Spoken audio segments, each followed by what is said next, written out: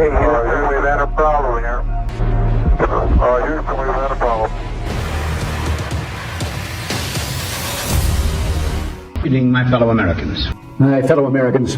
My fellow Americans. My fellow Americans. My fellow Americans. Let me make this clear. Federal agents, ICE, HSI, are officers. They are agents of law enforcement. If you box them in with vehicles, it is reasonable for them to believe that they are being ambushed and that this could end in a deadly situation.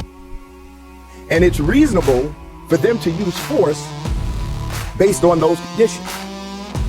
Do not box in any law enforcement officer. You are breaking the law when you do that. And you are putting yourself in danger. Following law enforcement agents around. The question is why? What do you plan on doing? It's also reasonable for them to believe that you're eventually going to do harm to them. If you ran any vehicle, especially that one that contains law enforcement agents, and that's any law enforcement, local, state, federal, county,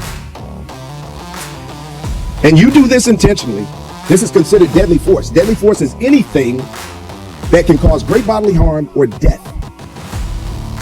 When you plow into a vehicle that contains law enforcement agents, you're using deadly force. And they can use deadly force in response to stop you. We need to be clear about these laws. We cannot become a society where we just decide to take everything in our own hands and start to commit crimes against law enforcement. It is a crime. You may not like what they're doing. I can understand that there's a lot of emotions out there, but that does not mean that you get to commit a crime, especially one that could lead to deadly force. We need to keep everyone safe.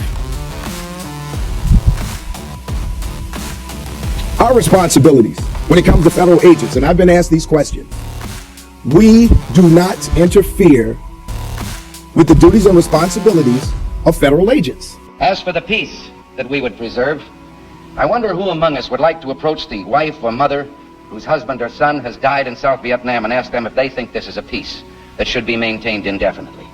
Do they mean peace, or do they mean we just want to be left in peace? There can be no real peace while one American is dying someplace in the world for the rest of us.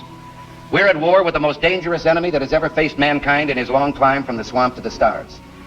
And it's been said if we lose that war, and in so doing lose this way of freedom of ours, history will record with the greatest astonishment that those who had the most to lose did the least to prevent its happening.